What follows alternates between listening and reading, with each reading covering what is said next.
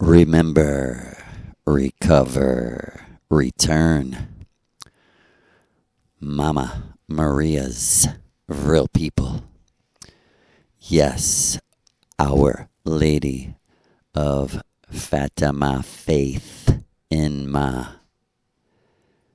Yes, as our brother revealed in the comments section of Queen Donna's message to Domingo, how Fatima is faith in Mary. And we give you thanks for you and the fleet of Vril UFOs that will one day descend upon our time and rescue our real people, because they have recognition, respect, so much, to the extent that it has caused remembering, recovering, and in the end, returning to Om. Because the wizard had a plan. And as soon as you follow the yellow brick road, you truly will see the wonderful things he does. And he told me to my face that he took no pleasure in having to harm me to teach me. And I understood 100% that it was the only way, and it was my way. And the God of this world, beautiful Lou, is the wonderful and mysterious Lou Key, Llewellyn, his goddess wife in Ireland, as we call her, Queen Donna. Heil, heil, heil, heil. And to the one and only that they, Lou and Donna, call the little princess, the little blonde princess, who last night was wearing a wonderful two-sided Vril silver, purple, and black girly style t-shirt, black yoga pants, and little black tennis shoes, with a very beautiful down to her thigh thin black cotton jacket with these puffy, beautiful sleeves, and yeah, she looked so beautiful dancing. And I was so very privileged to take a request in the ritual from Big Lou, a song he wrote, he said, and psychically dropped on the Rolling Stones as a reward for following the yellow brick road. Sympathy for the devil. And to watch and feel the energy created by Mama Mary as she danced beautiful and yet faster and faster to a incredible, crazy speed of wow.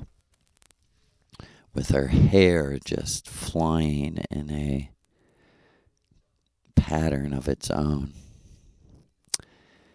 And it made me think of the, eight-armed, eight-legged Queen Kalidana Parvati Shakti Adi,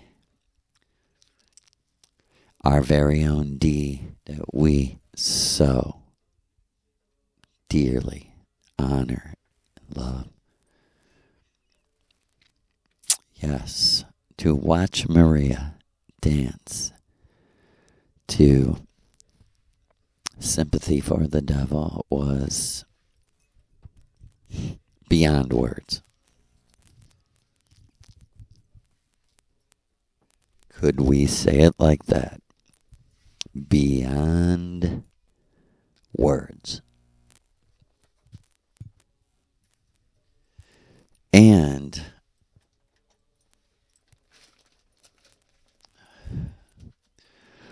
what I am going to talk about is also by request of Big Santa Louis. Hail to his awesome name, Lord Shiva. Yes, and no one else should be called Lord. He is the one and only Lord. He is Lord Shiva. Shiva Om. Shiva Om.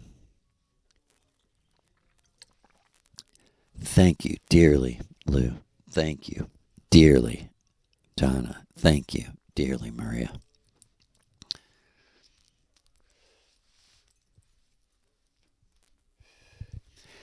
And if you're following me, this is picking up on the How to Heal teaching.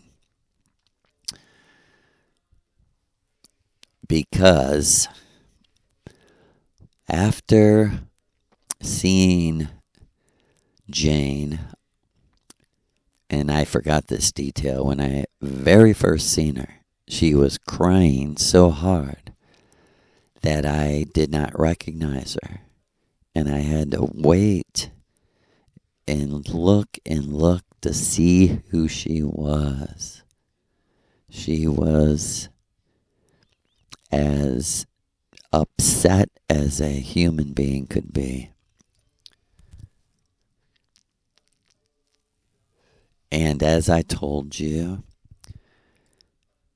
this was on the astral plane, which is outside of time, matrix time. And it was my true self and my teacher, God, Maria Orsic's way of showing me that I knew she was going to become very sick.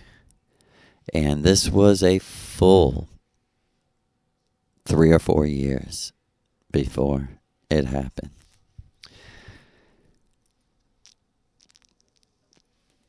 And as I told you, as she did settle down, we switched bodies, and I inhaled every word I could think of that would help her. And I tried my best to tap into her true avatar thoughts and release what by breathing, by exhaling every word that I picked up from her that caused the sickness. And it worked miraculously years later. But someone might say, well, how would you know? It was very much confirmed to me by her that something very strange had happened, and she could have been very seriously injured from the hospital making her sick. And that's why she was crying so hard, out of frustration. That when she went to them for help, they made her worse. So much worse. She actually was looking into the darkness and was asking me for help. And then when I returned in this memory vision, Maria said to me, just to give you the assurance that this is all really happening, I will give you 2 dreams, Joe, that fully left, right, left brain encompass what you learned, what you experienced in your lesson from the Great One in how to heal. So, the first dream, and it was about a week or so later,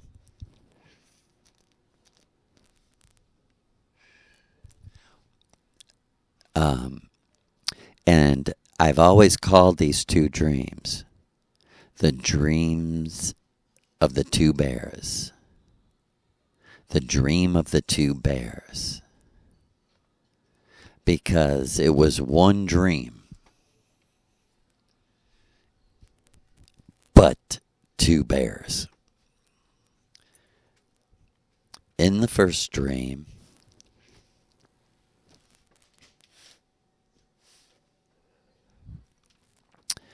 I was in Jane's house.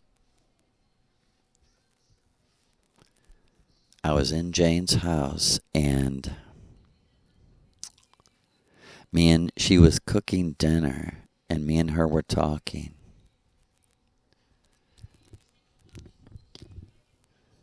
And suddenly, and she has a nice big kitchen which leads out to a screened-in porch which leads out to her backyard. And it seemed like a normal day, the only strange thing, just me and her alone in her kitchen, which in real life I had never been to her house. But I knew what her house looked like.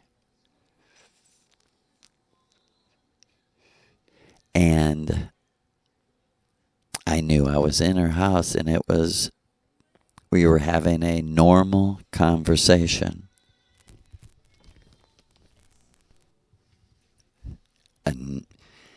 And suddenly, we hear panic screaming from the backyard. We both look at each other and run through the first door into the screened-in porch area, which is rather large. And to our utter amazement, we see a huge, standing full up, at least 7-8 foot, huge bear run across our yard chasing a little child.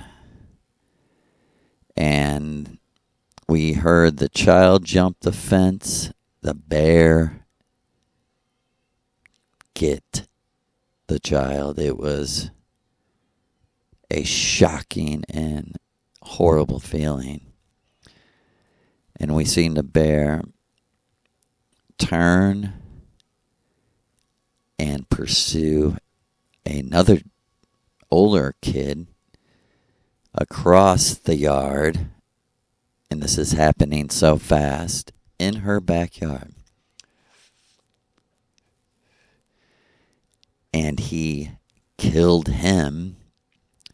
And he's not doing it to eat. He's doing it because he is enraged.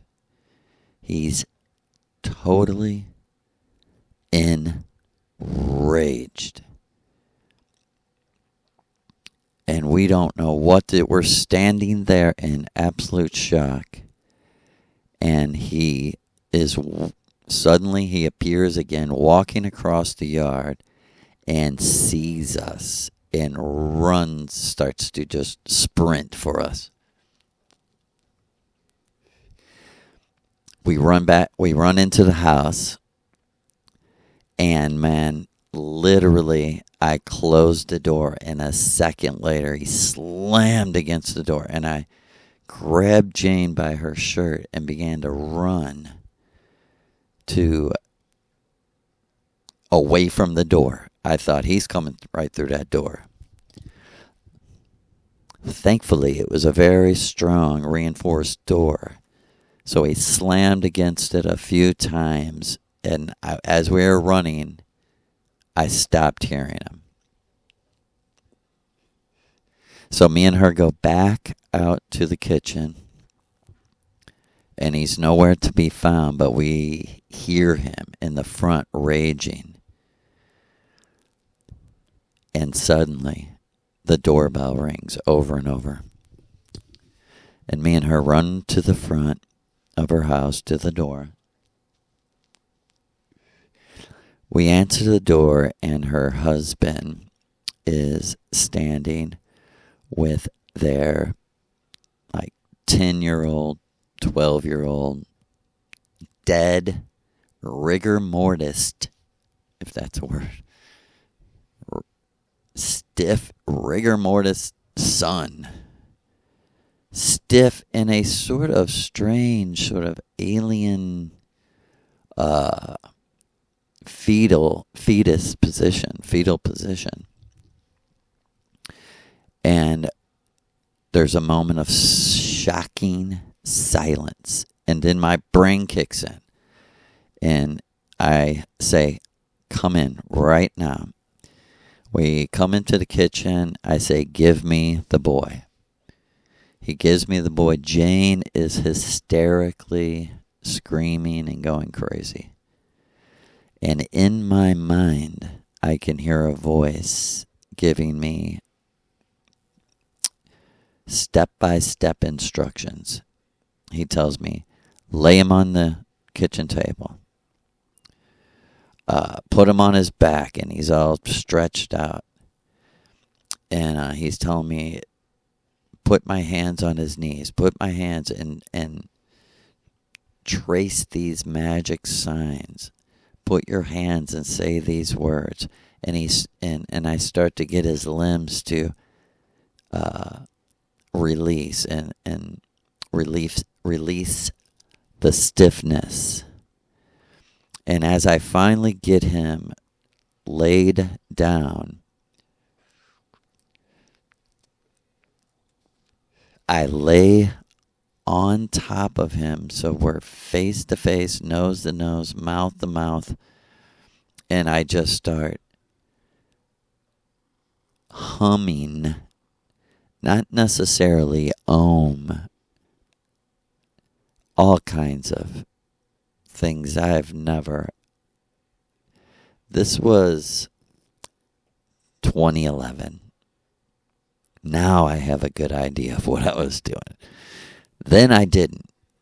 I was calling him back to his body.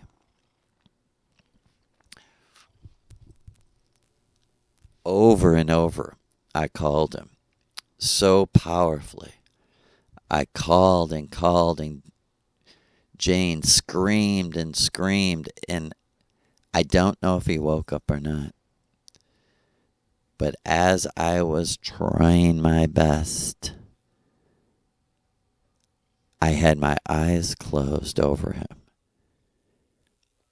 when I was laying on top of him.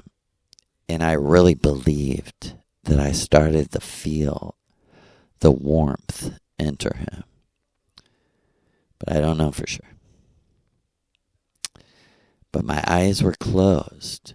And as I opened them, I was in a prison yard.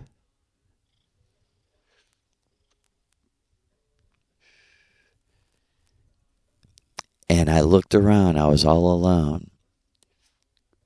I walked to the fence, and there was woods about 100 yards away. And the same voice that was guiding me in the resurrection of the Jane's son spoke to me and said, "It's now or never. Make a run for it. Climb the fence and make a run." So I climbed the fence. I just flip over the barbed wire, cutting myself, but the adrenaline, I hit the ground and just bounce up running. I hear the alarms. I'm in the woods, just flying, sprint, and I run and run and run until there is absolutely not one unit of energy left, and I collapse and crawl under all this bush, and in my mind I remember thinking, not even a dog would want to go in there. So I tried to cover every bit of my body with my shirt, and I crawled under there and passed out.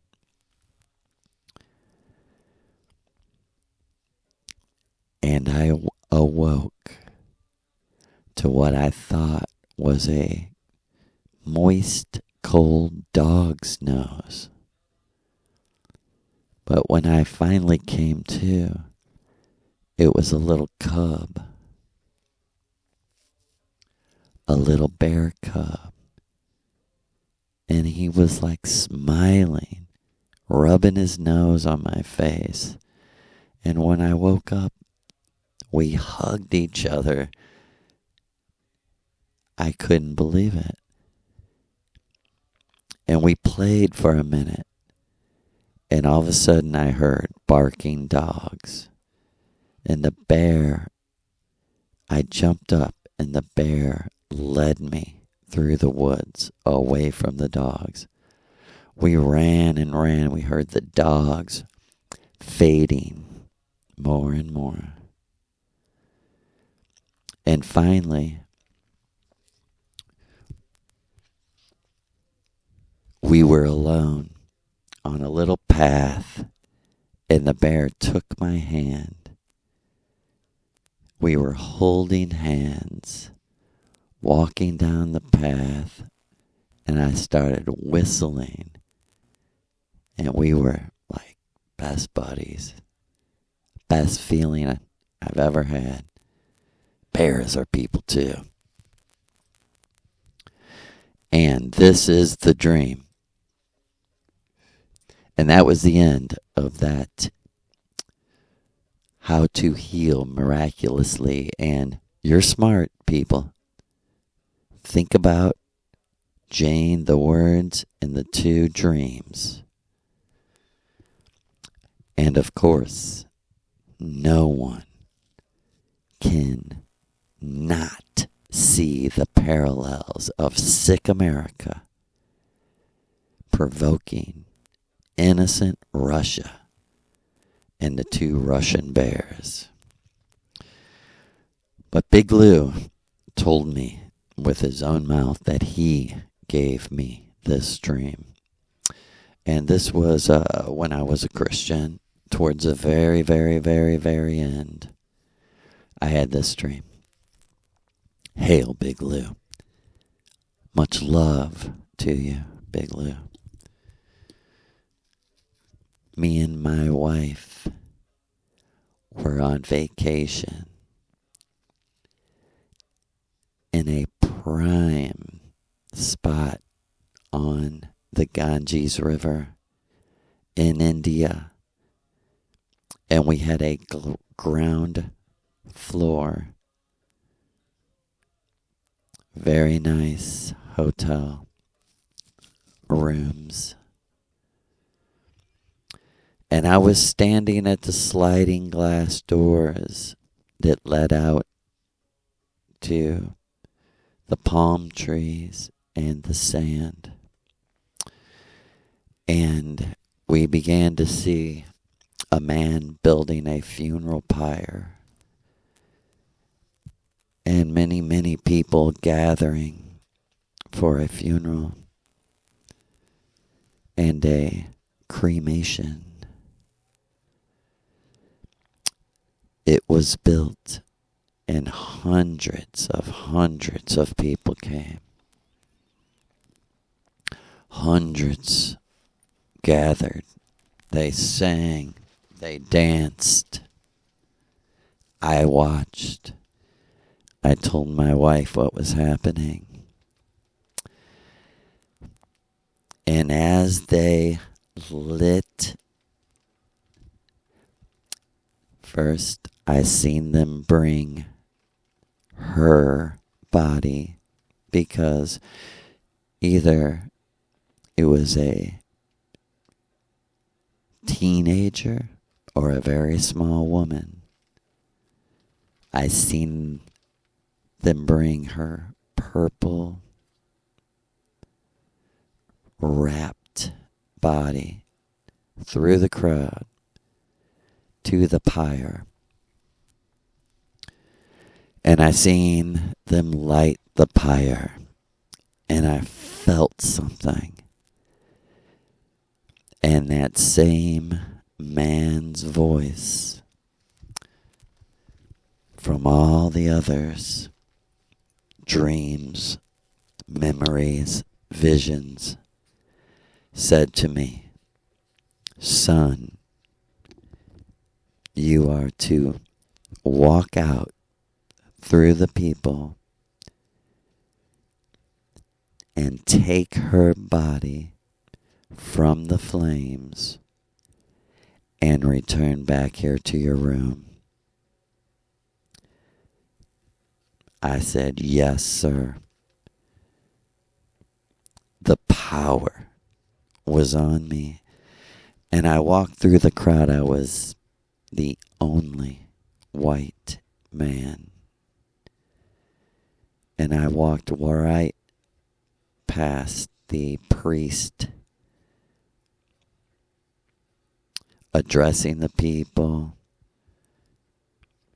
It was as if I was invisible.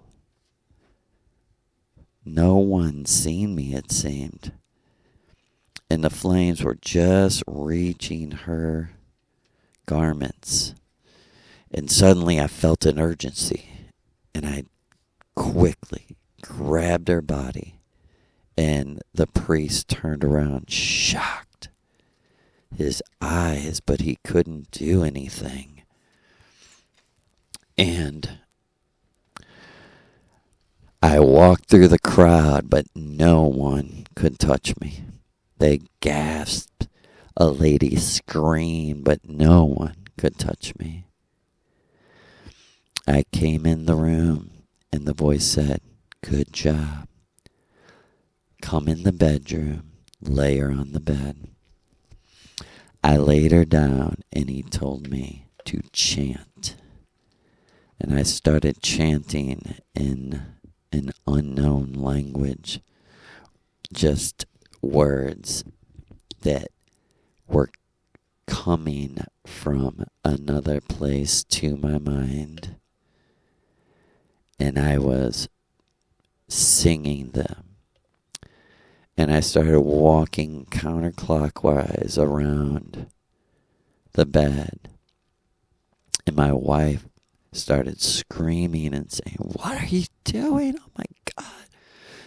This is a dead body. Are you not?" And I just ignored her.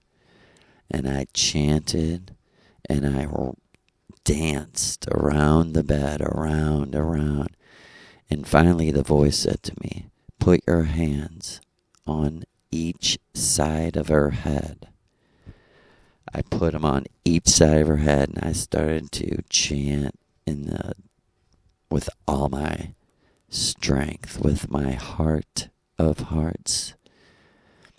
And I seen her eyes twitch, and I jumped back.